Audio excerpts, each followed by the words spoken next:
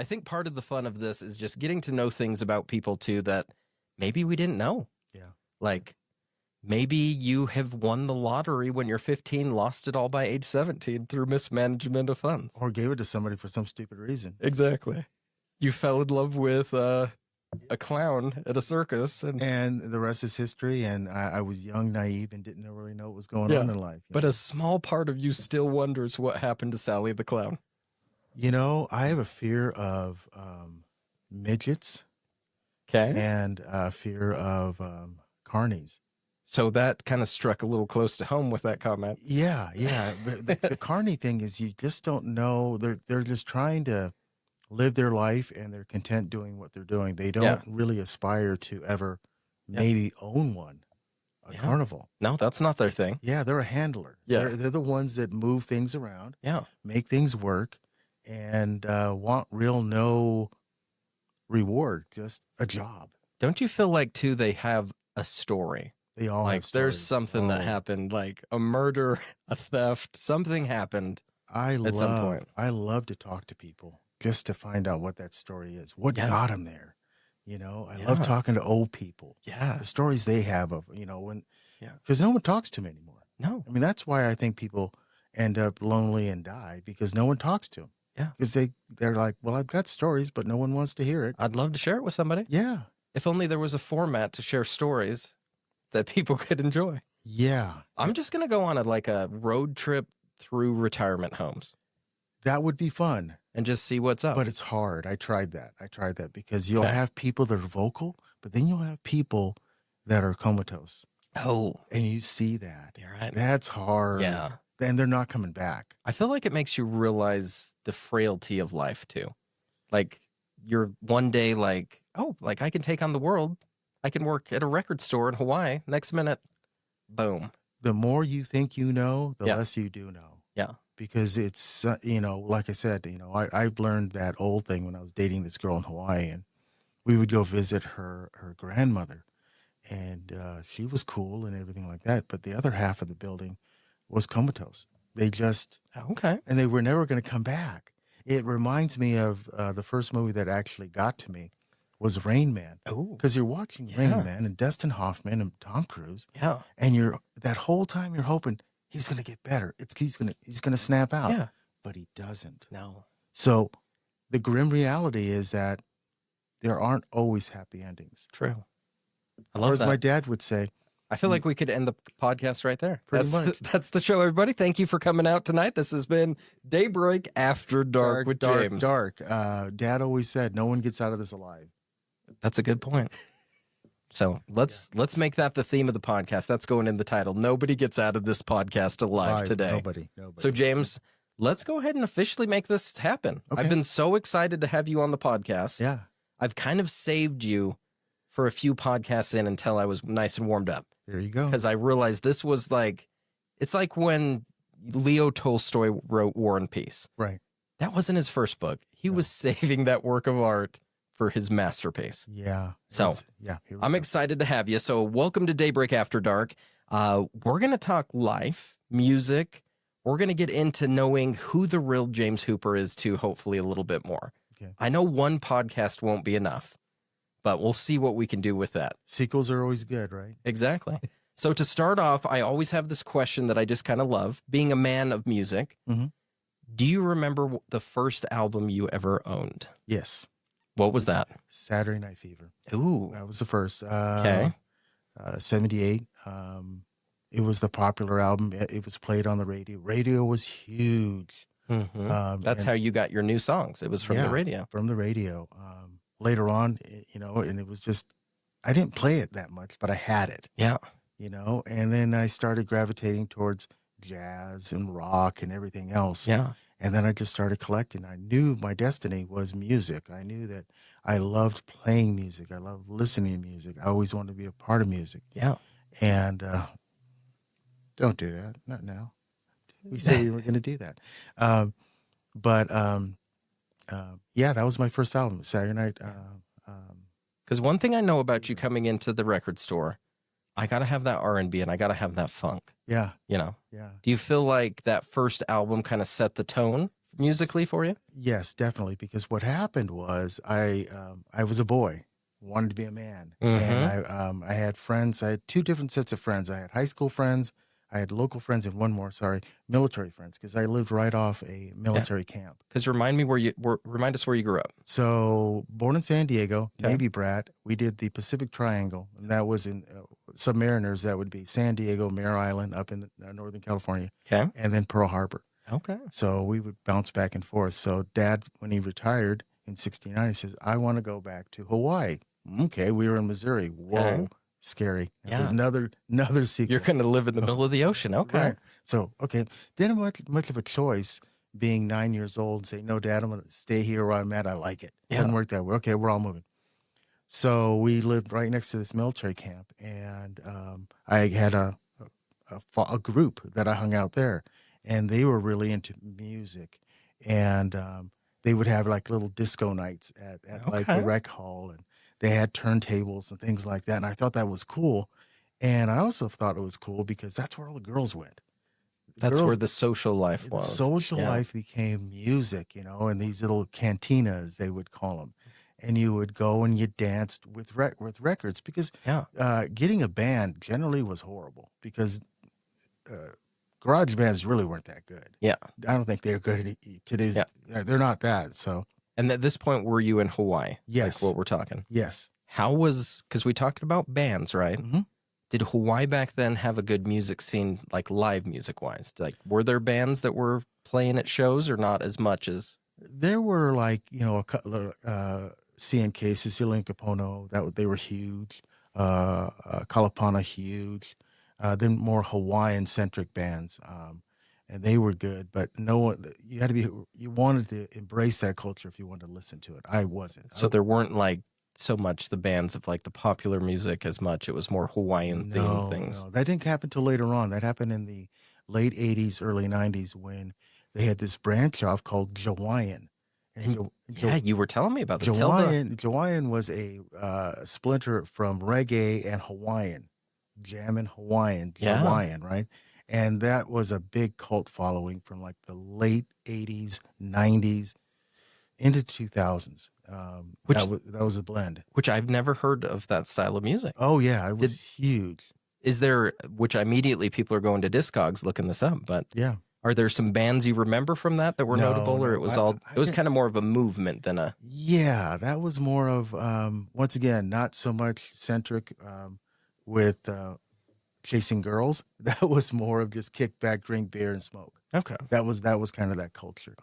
I've got a nephew that was very talented in that, but never followed it, never got it, because it reminded me too much of reggae, and I love reggae, but I don't like things that stem off into something else that it was before. It kind of took away from what reggae was. Yeah. I mean, sad thing is Marley was more popular, Bob Marley, that is, more popular when he died than when he was alive. Yeah, which is sad. It is very sad. And I think that's that way with some artists too, right? Death sometimes gives notoriety, Yeah. and then you just have Mick Jagger who just won't Die. Yeah. What is he, like 95, 100 now? Something like that. Who knows? He doesn't talk that often. But anyways, Yeah. But yeah, that was kind of like how it was back then. So Jawaiian, so that Hawaiian music, I didn't really follow. I liked that nightclub scene. So at an early age of like 15, 16, I was getting into bars because of the military guys I would hang out with. We'd drive down into Hilo, and there was a disco there, and we'd go there and listen to music, dance, and have fun. Which as a 15, 16-year-old, like that must have been kind of exciting. Like here you're hanging out with Oh yeah. I was the envy of my high school. They were like, Yeah. well, how do you do that? I'm like, I don't know, just walk in. It's not a big deal. Yeah, but those bouncers, I go, oh, you mean like Pinto and all those guys? You're like, yeah. No, they're my friends. Yeah. Really? And I'm like, yeah, what's the difference? Yeah. So I've always taken on that, whoever you are, it doesn't really matter. But if we can talk and get along, great. And if you have a few fun stories, that'll make it even better. They keep on going. I mean, we'll get into that segment next. Yeah. But Hawaii was fun. So age 15, 16, starting to get more heavily involved into music. Uh-huh. At what point do you feel like, because Hawaii, like you're growing up, did you have ambitions to stay in music, like job-wise? Like what was your thought growing up in Hawaii? Like, What did James want to be when he grew up? I wanted to be a radio DJ. Did you? Yeah, until I found out what it actually was, and everything was so scripted and tight. There was a playlist. There was no freedom of it, and I was really pursuing that. Wanted to go to that Columbia School of Broadcasting. Right? Yeah. They had one in Honolulu. On the other island, on Oahu, I lived on a big island, and I really wanted to do it. Then I, saw what they were doing. Like, this doesn't sound like fun. Yeah. This doesn't sound. I mean, you've got to make a big splash to last in the industry because you'll have people that'll pop in, pop out, and then you have your longevity. Yeah. And I didn't want to be that. And I thought Yeah. being a DJ at a nightclub would be a lot more fun. Plus, I feel like more the radio's for the people who can't DJ because of the looks, right? You're a good-looking guy. 100%. You need to go to the clubs, James. That's where you're needed. That's where I'm loved, right? Yeah. If you can't see it, you don't understand it. But my influences are like my brother was really into Motown. Okay. I mean, like he collected, you would love this guy. He's got every Motown record. Okay. I mean, he's just a full collector. And then he got into CDs, and that's another story altogether. But yeah, that was a big influence, his music. So the ambition was there, like you wanted to be a part of music. You didn't quite know what that was going to be yet. Yeah.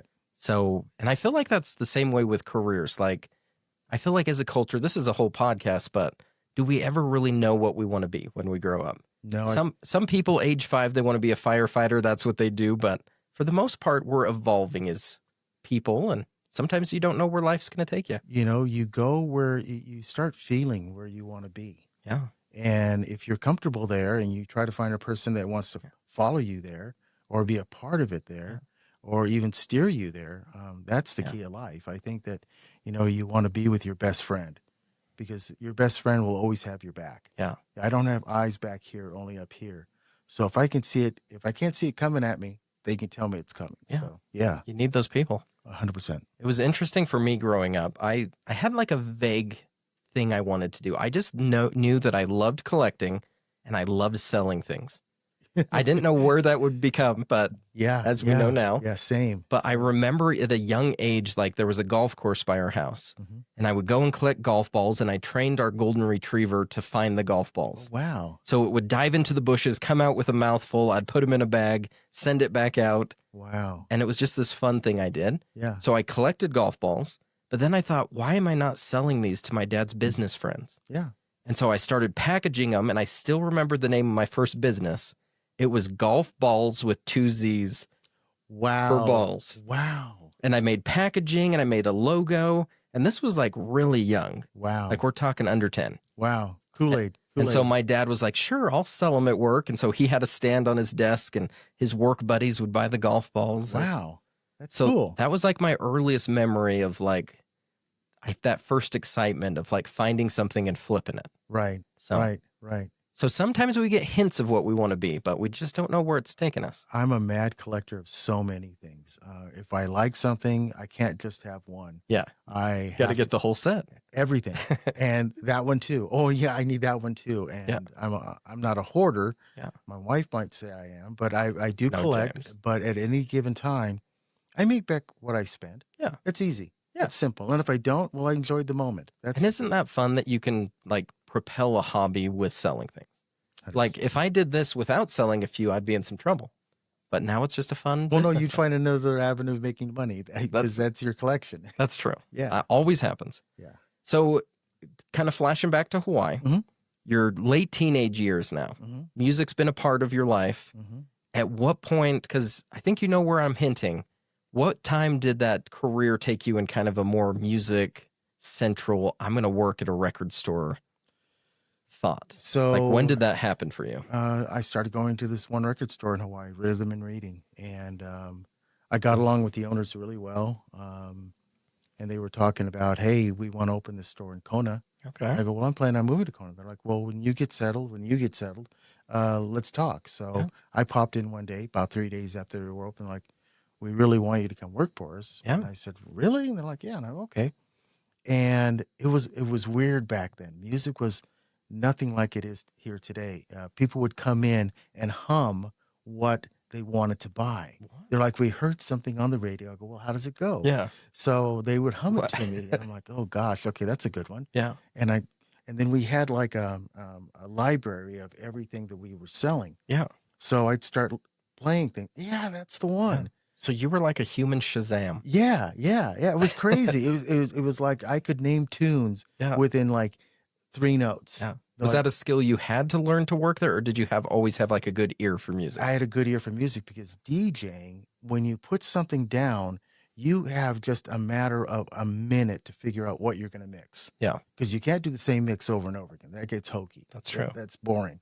So you've got to listen to the beat, to the tempo, and say to yourself, I know what song would go perfect with that.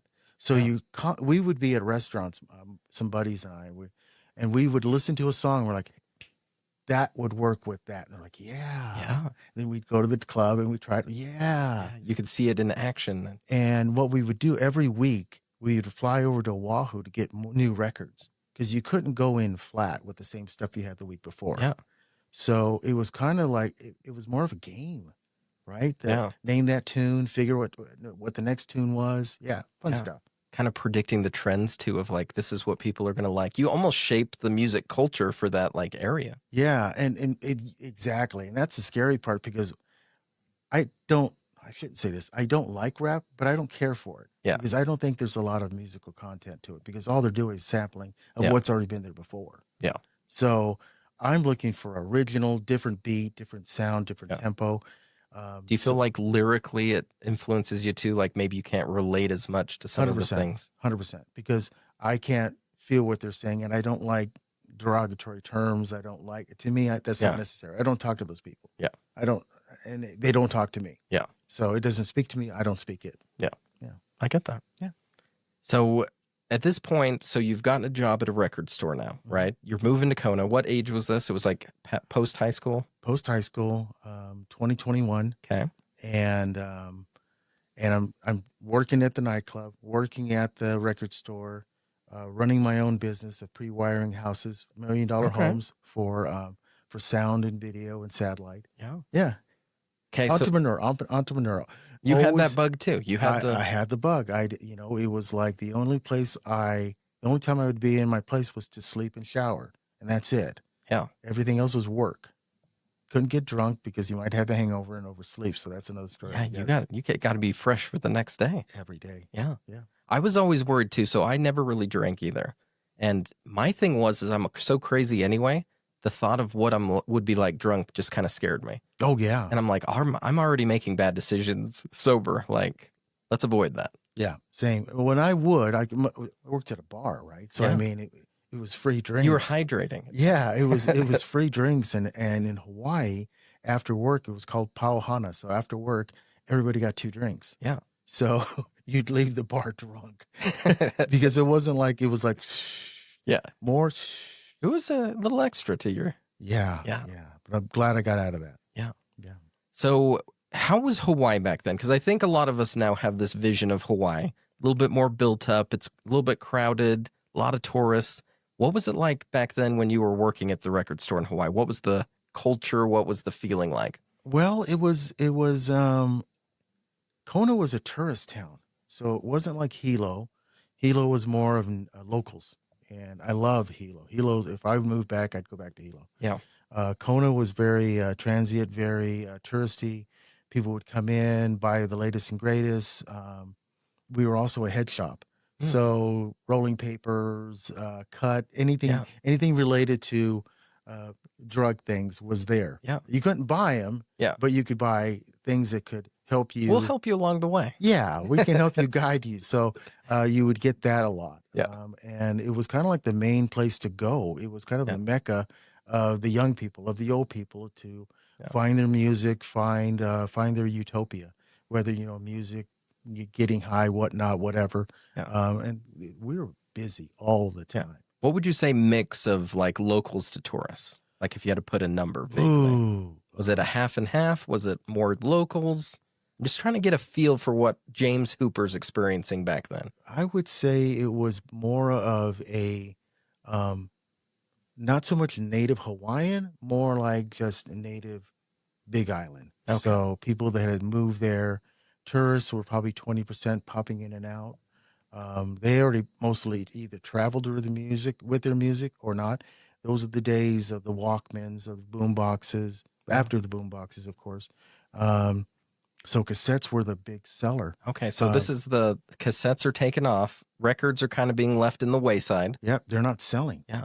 And the scariest thing happened. I went to work on a Wednesday. My times were Tuesday, Wednesday, Thursday, Okay. Friday, and then Saturday. So I had those days. And they came in and they were taking all the vinyl out. Oh, no. It was the scariest I've never seen. I'm like, what is just like people in suits? Like who's taking the vinyl? the other people that work there, they're like, oh, gotcha. I'm getting rid of stuff and putting it aside. And all of a sudden, the way they would package CDs were these 12-inch long boxes, hollow boxes, with the CD on top. So you could actually put 2 CDs where the vinyl record would go. Oh, so you could sit more merchandise on the floor. More merch. And the key was it would fit and you could do double the amount of filings there. Yeah. Yeah, it was great. It was, but so it was from a, like getting product out, it was like a good move. Like probably shipping factored in, like we can get these to the island cheaper because you're basically they're shipping lighter. in everything, right? Yeah. Everything shipped in. Everything shipped in. No plants on Hawaii that you can just make the vinyl. Nope. So I don't remember a time where anybody came in and said, "Where's your records?" No one. It didn't. That hurts my heart. Well, I'm just telling you, there was no market back then for anything used. A used record you threw away, or you gave it to somebody. Which is an interesting thought because my store now, 90% used. Like we take pride in the fact that we don't have as much new. You have no idea the smile you bring to me on a weekly basis when I see something that I had previously in another life that's there. Yeah. That if it wasn't for you, it wouldn't be there. Yeah.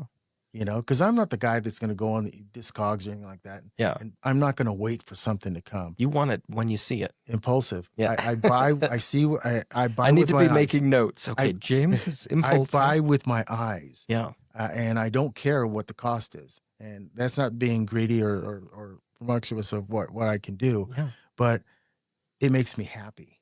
Yeah. You know, and so, when you popped up, I'm like, what the heck is this? So how did you, this is kind of, we're detouring a little bit. Let's take a quick little segment. Yeah. How did you find us at Daybreak Records? I think when? It was on Facebook. Okay. Facebook Marketplace. I saw you.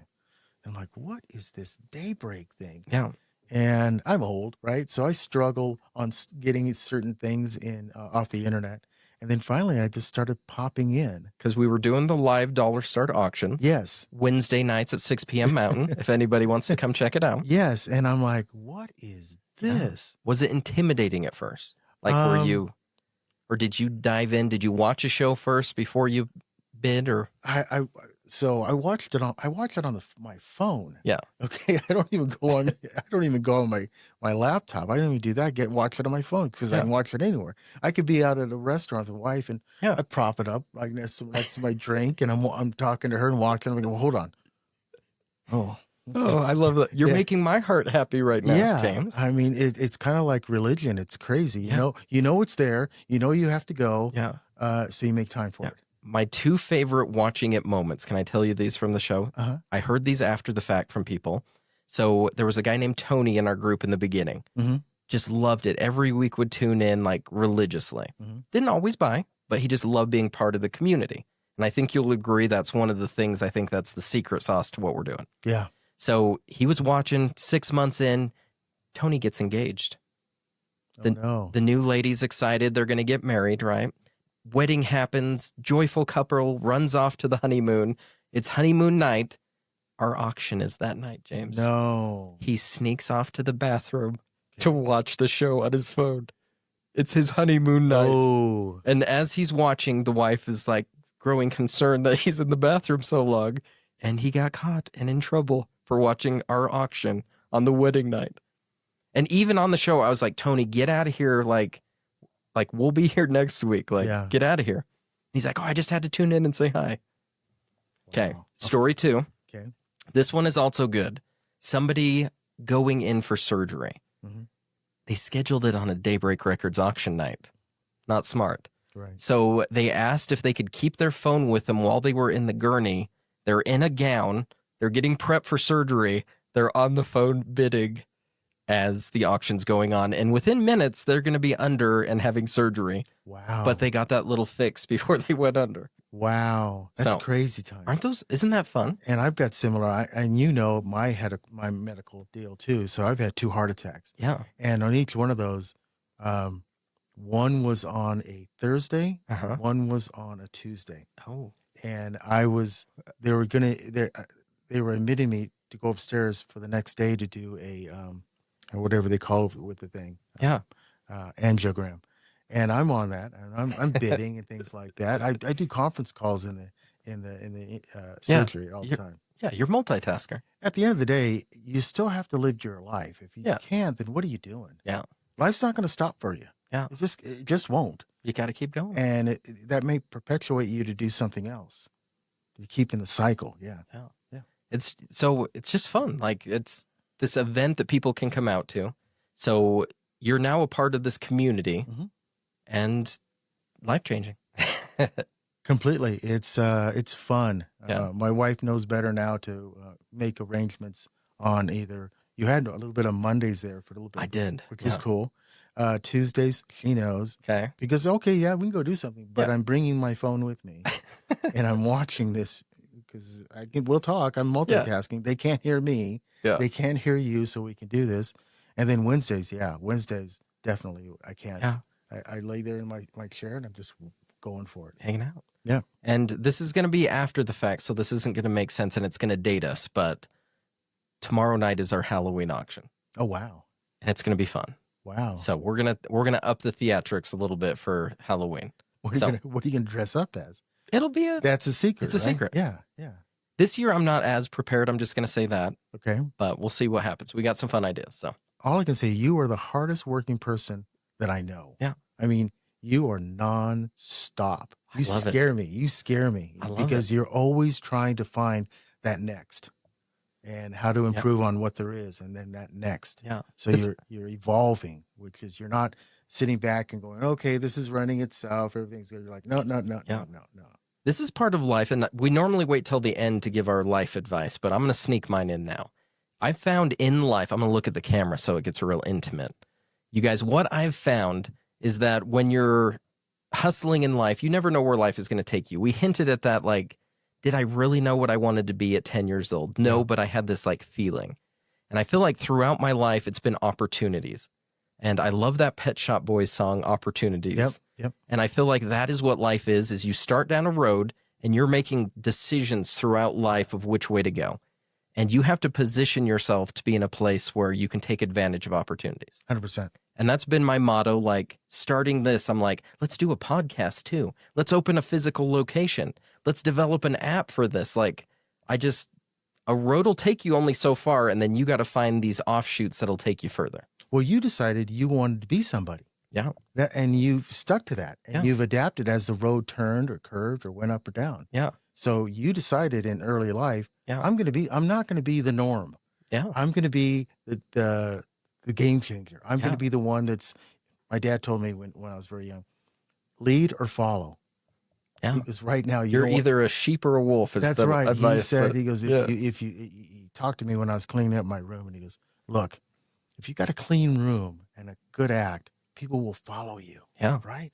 But if you're messy and have no clue, no one will want to be with you. So what do you want to do? Yeah. You have to make a decision. The advice that stuck with me is there's always going to be somebody smarter than you out there. Always. There's always going to be somebody better looking. Maybe not always for everybody, but for some of us. Yes. But there's always going to be somebody that's just a step ahead of you, better looking, smarter, faster, stronger, whatever it is. And the only thing that you can control is I can outwork this person. 100%. And if I put double the time in, even if you're a little faster, even if you're a little stronger, better looking, smarter, maybe I can outwork you. I always in sales, I always say this, I have no friends. Yeah. I have no friends. I only have enemies and people that want what I have. Yeah. And I'm okay with that. Yeah. Because that's what drives me. And you needed something that drives you, because you could outwork people all day, but if you don't have this inner fire or something that you want. Yeah.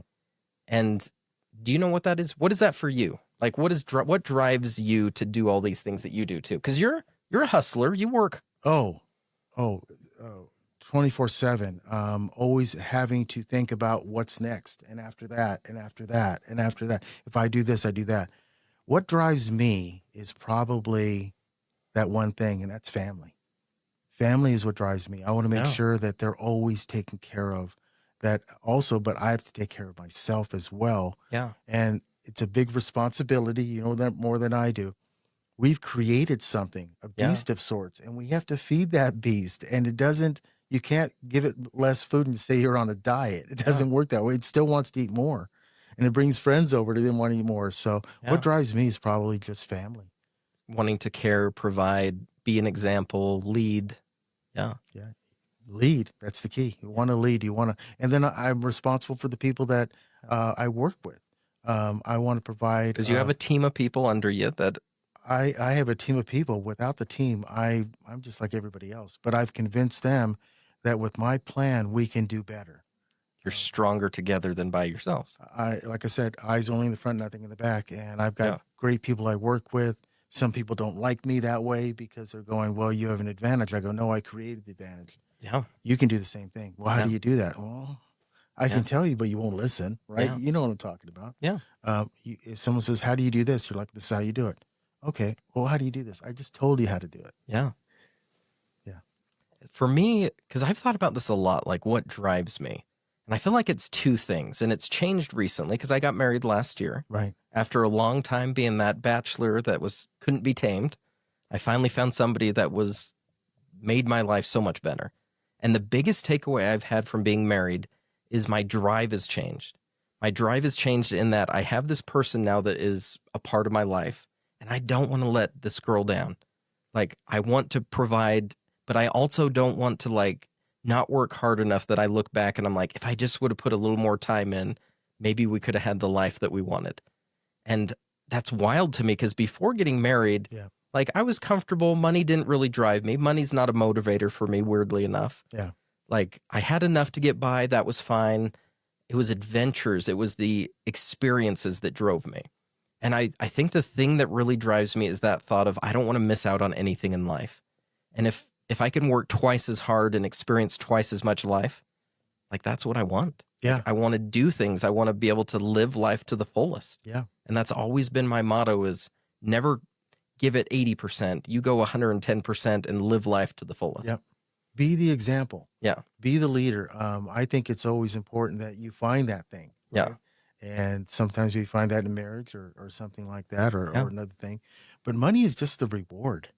I like the energy of creating, right? Creating something new and building something. It takes you own it, right? That's the key. When you own something, you have pride in that. You're like, well, I created that. Yeah.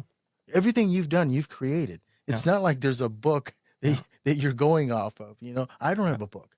But doesn't it feel if you did, I'd read it, James. Well, maybe should we write a book together? We should. But the key thing is that if we're doing these things, it's almost like we've lived it before. Isn't that great? I mean, I'll do things in a day and I'll say, well, how did I know to do that? Yeah. Is it instinct? Is it something deeper? Or am I reliving a life that I've already lived? I mean, I don't know. But there are times when I'm talking to someone like, how do you know that? Yeah. I'm like, what do you mean? How did you know that was going to happen? Yeah. Well, because I just to put the puzzles together, nothing else. And same with you, with the things that the risks that you have taken over the last 2 years. I've taken a few. You've taken a lot, my friend, Mike. And to me, I've come to the edge of disaster. Well, I won't take it that far, but I don't know. Yeah. But all I'm saying is that it's kind of like intuition, understanding, and as I always tell someone, as I said in the record store the other day, no one knows what comes out of your mouth except you. You can't make a mistake. Yeah. Just act confident. Confidence is one of those ingredients. Be you. Know that at the end of the day, what matters is your own happiness. And if you can help others be happy as well. And I love that thought of bringing people with you. And that's one of the beauties of the record store to me is I get to interact with people on a very personal level. I really feel like when people come down the stairs, I just get to visit with 50, 60 of my friends every week. Yeah.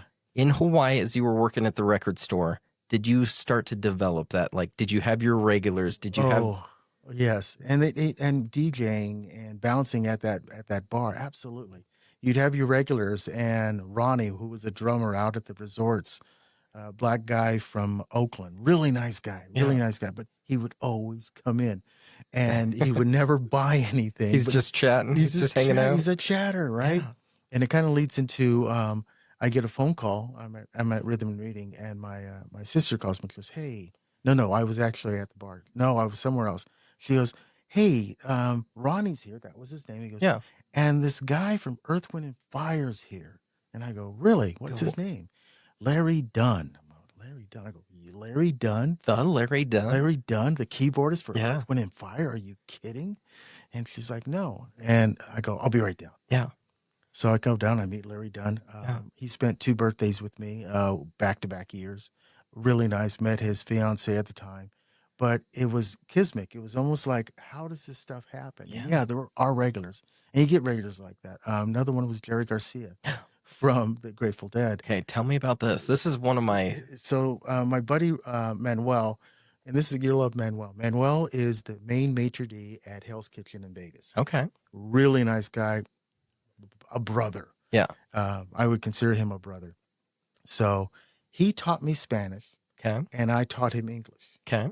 And he wanted to be a DJ, and I taught him how to be a DJ. Yeah. And he's probably the best DJ I know. He's better than me. But he calls me, he goes, hey, I'm at this other job. And he goes, hey, do you know some guy that plays for the Dead? Yeah. And I go, the Dead? Yeah. And I wasn't a Grateful Dead fan at the time. And I go, what are you talking about? He goes, well, there's this guy named Jerry. And he plays for a band called The Dead. I go, Jerry Garcia? Yeah. He goes, hey, MF, is your last name Garcia? He goes, yeah. He goes, are you with a band called The Grateful Dead? He goes, yeah. I go, bye. Yeah. And I drive right down. There he is. And so where was he at when he was telling you this? Was he... He was the waiter at this Mexican restaurant. Okay, so it's at the restaurant that Jerry Garcia is now at. Yeah. Okay. And he goes there every Tuesday, Thursday.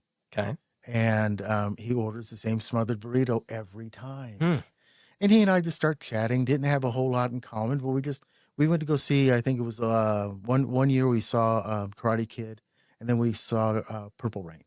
So just to clarify, because you're saying this so casually that you're just like, you went to see Karate Kid with Jerry Garcia. Yeah.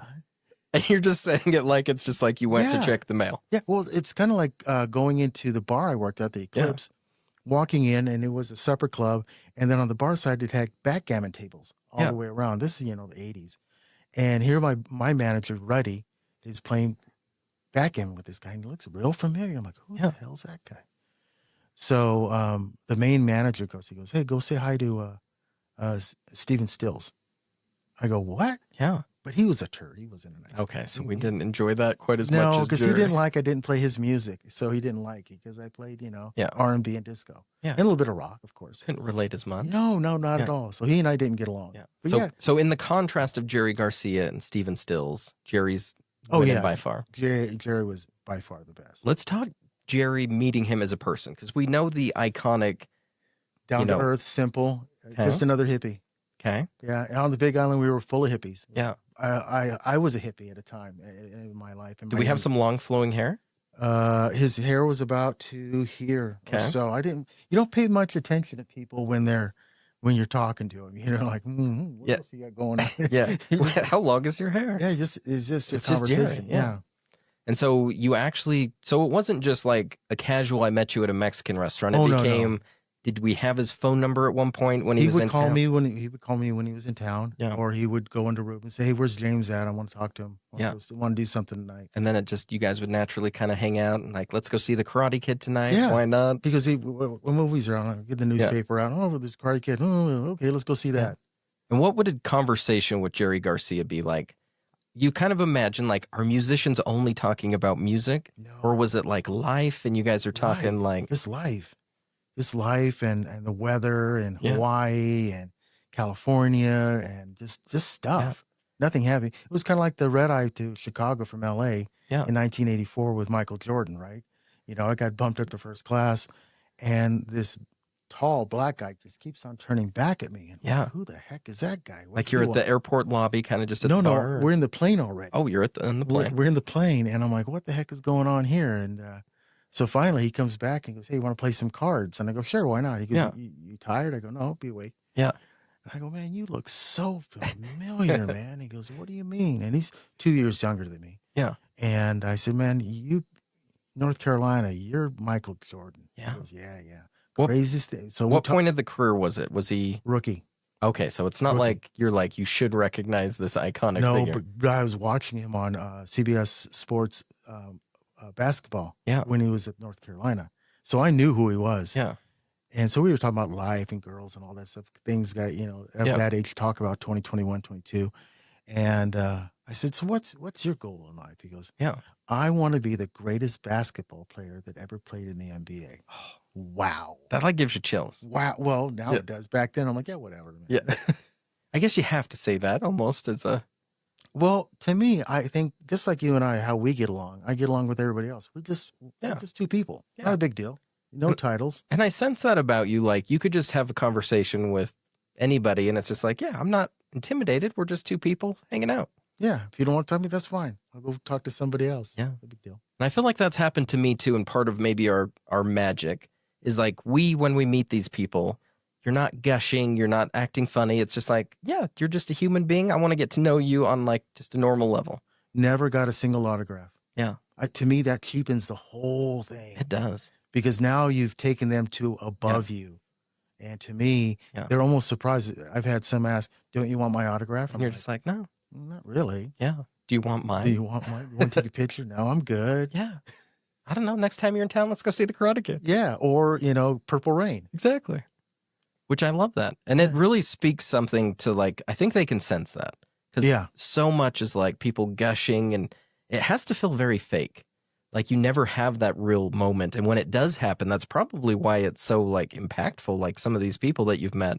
Yeah. They're like, oh, this person isn't gushing or trying to use me or trying to get something out of this. It's just two people interacting.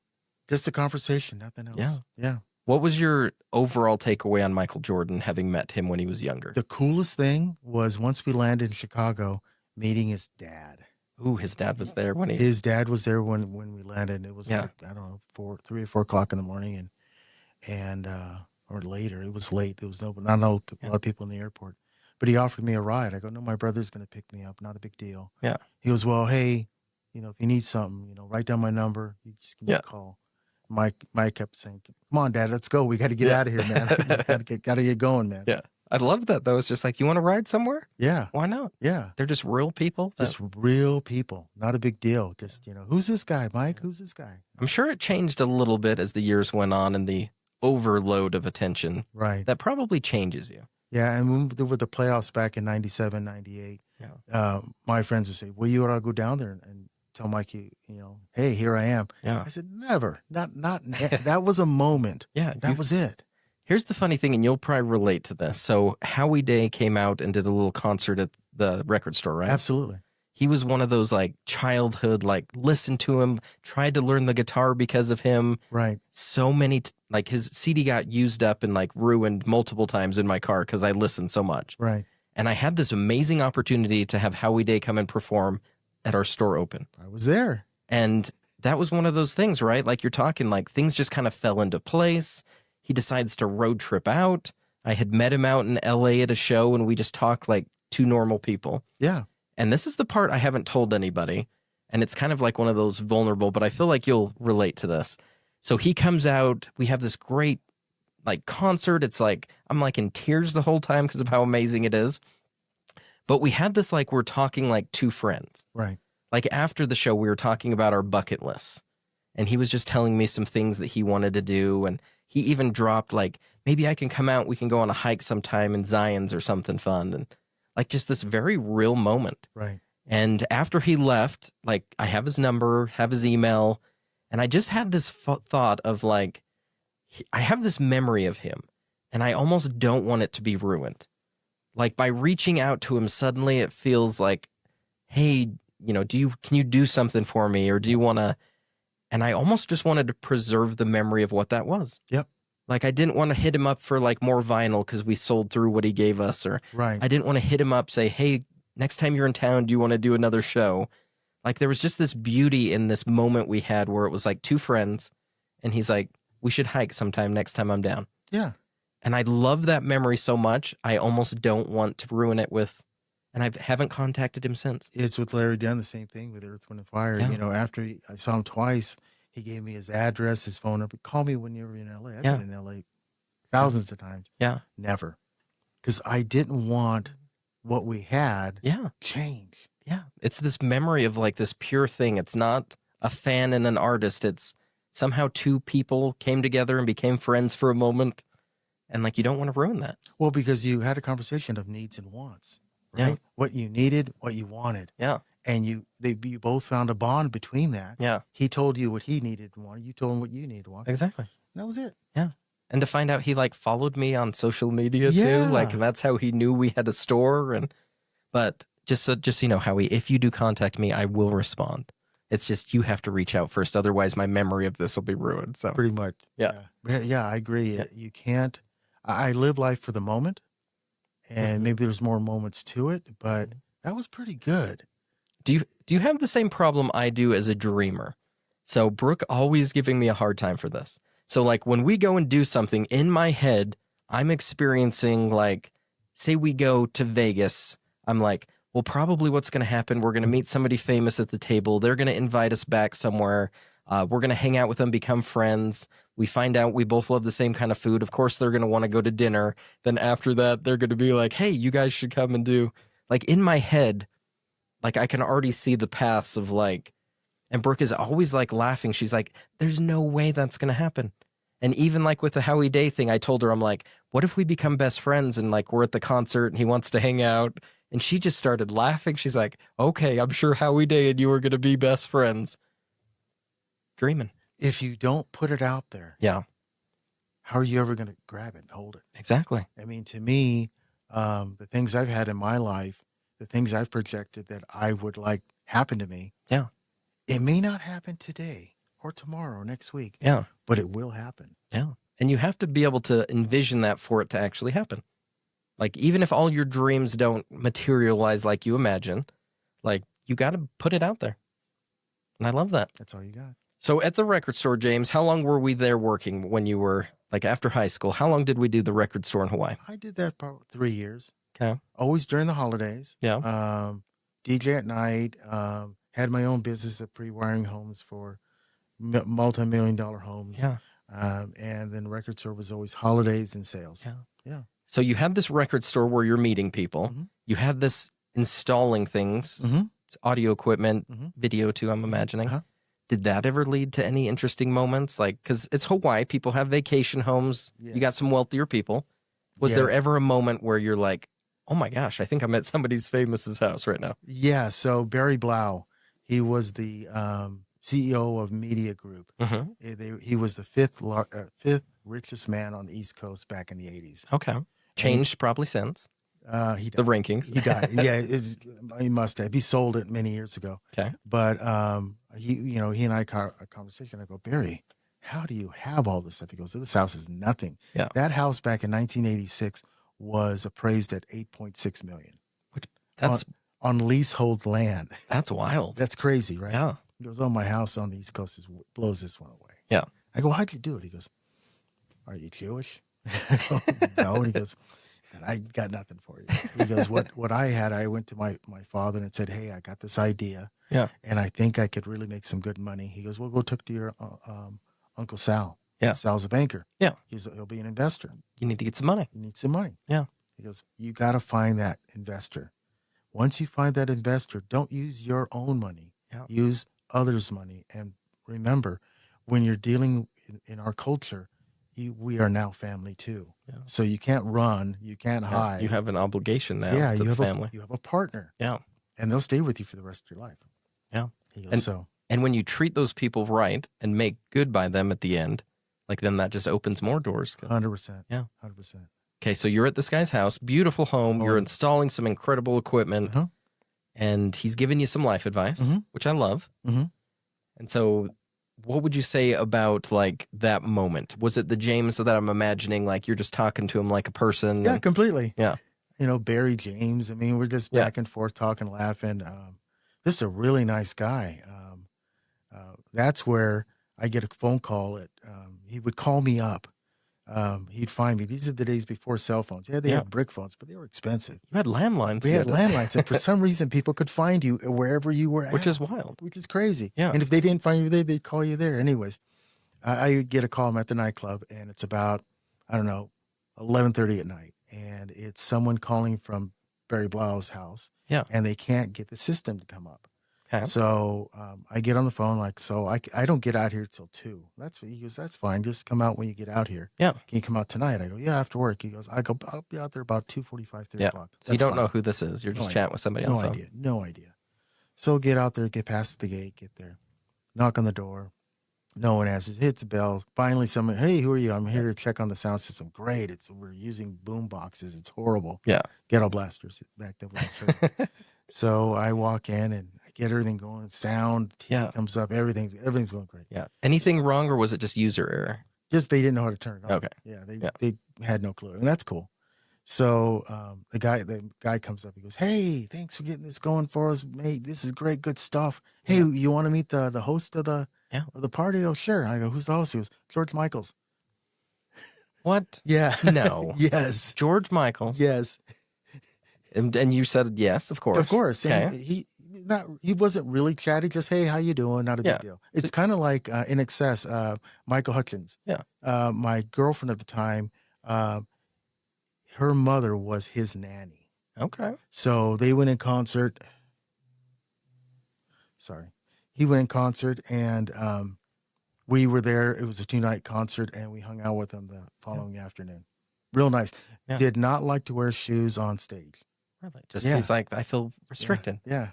The things you learn about. It's those weird, opportune times. People just, well, how did you do that? I don't know. I was just there. Yeah. You just got to be there. Exactly. Like when you go to Vegas, you're like, I know I'm going to meet somebody. Yeah. What if I make Mike Tyson on a flight and he wants to show me his pigeons? Vegas, here we are at Circus, right? This is a crazy story.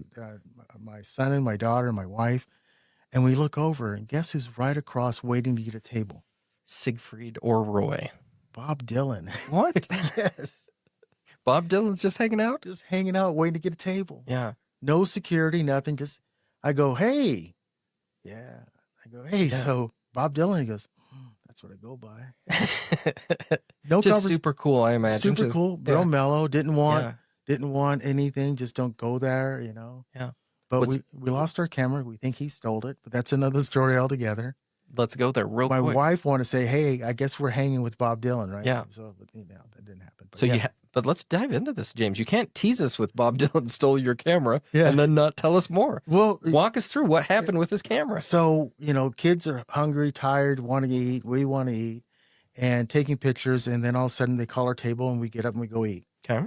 And Bob Dylan's still sitting there across the way waiting for his table. Okay. So kind of a lobby area. Yeah. And we get up, we go eat, leave. And all of a sudden, where's the camera? Yeah. Bob Dylan must have took it. No, he probably didn't. But I'm just saying he was the last person there. Yeah. I'm pretty sure it was probably him. He was probably like, this is a pretty cool camera. Hanging with Bob Dylan. Yeah. What do you do? So, yeah.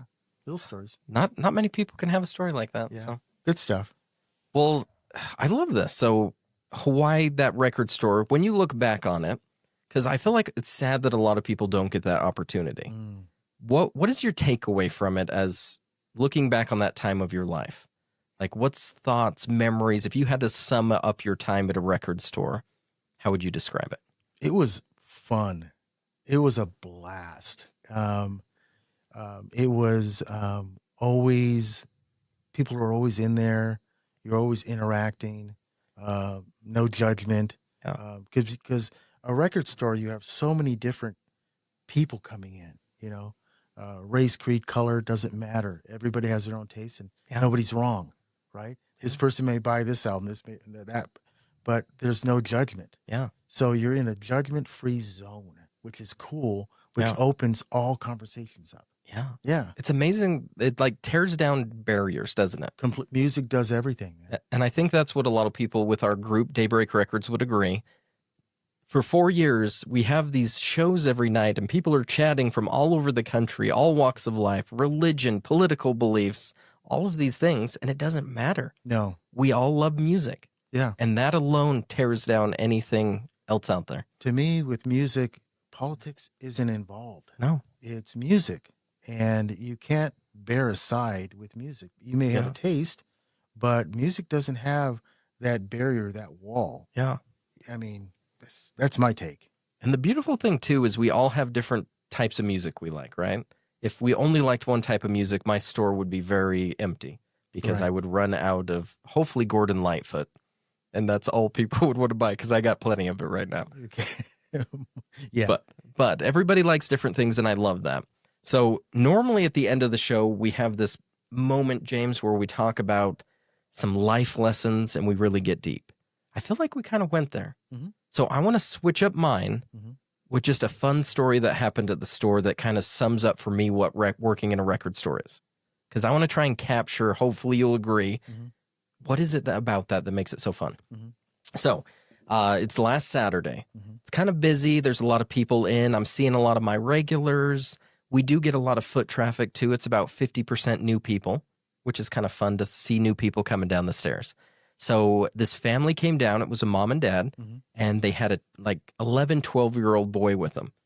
And he's kind of looking around nervously, and they're kind of encouraging him down the stairs. And I was talking with a few regulars, and we're like kind of in conversation. But I kept like looking over at this kid because it was interesting. He felt a little out of place. And they're going through records, and they'll like show him a record, and he's kind of shrugging. And then they're going to another bin and showing him another record, and he's just kind of, for some reason, something wasn't clicking. And so I kind of cut off the people I was talking to, which, if you're watching, I'm sorry. But I went over there, and I just had this feeling that I needed to like interact with this kid a little bit. And I'm like, tell me about yourself. What's your name? And he like introduced himself. And I'm like, what are we doing here today? I'm like, do you love music? Do you love records? And he's like, it's my birthday, and I don't have any records. And he's like, I'm getting a record for my birthday today. Wow. And it's just, this moment, James, is what I love. And suddenly I'm just like, well, tell me what are some of your favorite bands? And he kind of lights up, and he's like, well, I love the Beatles. And James, you know, both of us love the Beatles. Oh, yeah. Oh, yeah. And so I'm like, what's your favorite album? And he's like, I can see the cover. They're like walking on a road. Abbey Road. Abbey Road. Yeah. He's like, do you have Abbey Road? And I'm like, let me find that for you. And I found every album but Abbey Road. Oh. But I was like, do you know what? Should have called. Should have called first.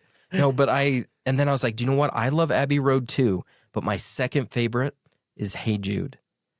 I'm like, I think you're really going to like this one. And then hopefully in a couple weeks, we can find you Abbey Road. And he was so excited. So he grabbed his record, and here he was kind of like nonchalant with his mom and dad. And they're just kind of beaming in the background. And I was like, okay, now what we need to do is we have a tradition in the store. We got to play a jukebox. Have you ever played a jukebox before? Oh, wow. And he's like, no. And so we go over to the jukebox, and I gave him a quarter. And it was just this whole, like, I wanted to create this experience. Because I think back of when we got our first records. Oh, yeah. And it was memorable. But what if it could be something even more like, it's just this whole, like, this is when my life changed. Right. And so we play the jukebox, and he plays Green Day. And he's like, I love Green Day too. And I'm like, I have a Green Day record I think you'll love. And we got him Dookie. And he's like, this is so cool. So now he has 2 records in his arm. Wow. And he's just like lit up, and he's like, this is the best birthday ever. And then we also have a tradition where we have a Polaroid camera in the store. Right. We took a picture of him with his records in front of the jukebox, and I gave it to him as a little gift. And then while we were standing there, somebody heard this, and they're like, can I buy him a tote bag to just remember today? Yeah. And he's like, really? And they bought him a tote bag. And then somebody else was like, can we get him a cream soda that you love? Wow. And so we bought him a cream soda, and then we're giving him like a shirt. Like somebody bought him a shirt. And like this moment, like the energy in that record store, like everybody had stopped what they were doing and were a part of this kid's moment. Wow. And as he walked out of the store, he had his tote bag, he had his records, he's holding his Polaroid camera photo, and he just like was beaming. And like he almost like floated up the stairs and out of the store. Wow. And the thing to me that I love is even if he never comes back into the store, which I hope he does. Right. We love repeat customers. Right. But he has this moment now for the rest of his life. He'll remember music. He'll remember the Beatles. He'll remember Hey Jude. He'll remember Abbey Road and Green Day. Right. And for the rest of his life, those albums, someday he'll see that cover again, and he'll remember that time when he got his first record at a record store. You gave him a gift, and Yeah. that's priceless. Yeah. And it wasn't about, I made 15 to 20% margin on that sealed record. Did it matter? No. Like the fact that he had this like moment, and for the rest of his life, he's going to have this cool experience. Yeah, that's to me, that's what it's all about. Yeah. Right. It's number one. It's almost like when they come down, and you've never seen them before. And it's 50% of the people coming down have never been there before. You're like, whoa, you found us. Yes. Yeah. How can I help you? Right. Yeah. At the end. And that's what's missing, I think, at a record store. Like you want that personal touch. Yeah. And it can't be that every time. No. Some days you're in a bad mood and just want to flip through some records and leave. That's okay. Yeah. But those once in a lifetime moments, like how cool was that I got to be a part of that kid's first record? And I've been to the store and I saw the time that the kid had won the suitcase turntable. Yeah. The record player. Where the group bought it for him in the show. Yeah. Yes. And we all donated. Remember that? Yeah. $20. You hooked him up with the suitcase record player. Yeah. Some records and some other stuff too. And I'm thinking, this is what it's all about. If you can surround yourself around people that want to give, that want to express their love of what they're doing. Yeah. What more do you want? It's not always about profit. It's about purpose. Yeah. Oh, I agree. Yeah. And to be able to do something you love too. Like I'm never going to become rich and famous as a record store owner. That's okay.